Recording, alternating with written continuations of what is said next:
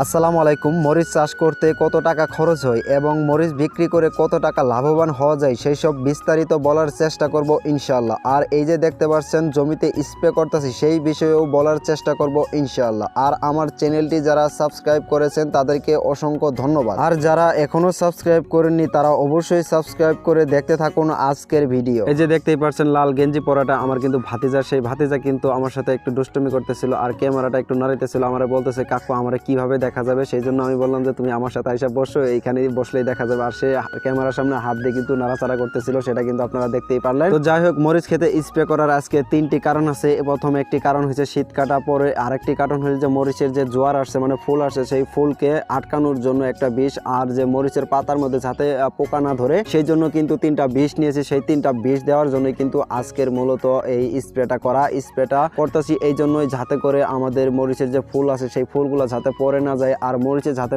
পোকায় আক্রমণ না করতে পারে এবং কি শীতেও যাতে আক্রমণ না করতে পারে। মূলত এই তিনটি কারণে কিন্তু আজকে স্প্রেটি করলাম। আর ভিডিও শুরু থেকে বলেছিলাম কিন্তু মরিচের যে খরচের বিষয় নিয়ে এবং কি মরিচের যে লাভবান সেই বিষয় নিয়ে কিন্তু শুরু থেকে একটি আলোচনা করেছিলাম, সেটাই এখন বিস্তারিত আলোচনা করব। প্রথমত আমরা এই শীতকালীন কিন্তু মরিচের ফসল করে থাকি। এই শীতকালীন মরিচের যে ফসল করতে গিয়ে প্রথমত কিন্তু মরিচ যখন আমরা বুনি তখনই কিন্তু 5,000 টাকা খরচ হয়ে যায়। এর কারণ হচ্ছে যে প্রথম মরিচ বোনার সময় লাল সার, মাটির সার, ভিটামিন আরো অনেক কিছু দিতে হয়। সেই ফলে আমাদের মরিচ কিন্তু বোনার সময় 5 থেকে 6,000 টাকা খরচ পড়ে যায়। আর মরিচের বয়স যখন 15 দিন হয়ে যায় তখন কিন্তু আমাদের মরিচগুলাকে নিড়ানি দিতে হয়। সেই নিড়ানি দিতে গিয়ে 1 বিঘে জমিতে নিড়াইতে প্রায় 20 থেকে 30 জন লোক লাগে দিন হাজিরা। যার জমিতে যত বেশি ঘাস হয় তত বেশি লোক লাগে। তো আমাদের গ্রামে কিন্তু দিন হাজিরা লোক নিতে গেলে দিনে 500 করে টাকা দিতে হয় এবং কি 2 বেলা খাওয়াতে হয়। তো এভাবেই কিন্তু 1 বিঘা জমি প্রথমবার নিড়াইতে কিন্তু প্রায় 20 থেকে 25টা লোক লাগে। ধরেন 20টা লোকই লাগলো, 20টা লোকের কিন্তু 10,000 টাকা খরচ হয়ে যায়। এইভাবে কিন্তু 3 বার নিড়ে নিতে 30,000 টাকা খরচ হয়ে যায়। সেই সাথে সপ্তাহে সপ্তাহে মরিচ খেতে কিন্তু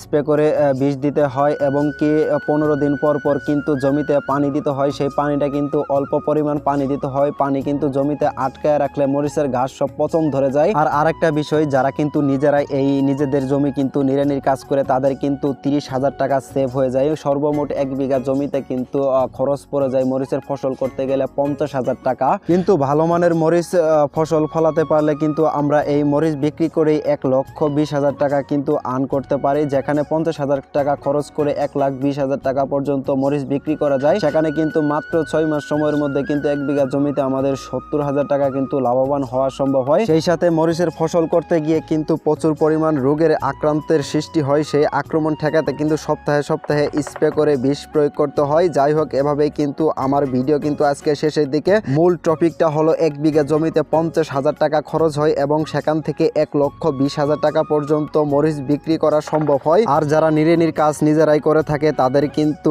80 থেকে 90,000 টাকা পর্যন্ত লাভবান হয়ে থাকে। যাই হোক, পরবর্তী কোন বিষয়ে জানতে চান তা কমেন্টস বক্সে জানিয়ে দিন আপনাদের মহামূল্যবান মতামত।